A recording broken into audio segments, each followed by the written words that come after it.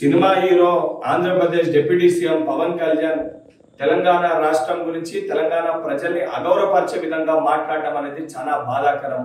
గతంలో సినిమాలు ఆడేటప్పుడు తెలంగాణ రాష్ట్రం అంటే నాకు అపారమైన ప్రేమ ఉంది, అపారమైన గౌరవం ఉందని మాట్లాడిన నువ్వు ఈ రోజు ఆంధ్రప్రదేశ్ కి డిప్యూటీ సీఎం కాగానే మతి స్థిమితం కోల్పోయి నీ స్వార్థ రాజకీయాల కోసం తెలంగాణ రాష్ట్రం గురించి ఈ రకంగా మాట్లాడడం అనేది చాలా బాధాకరము.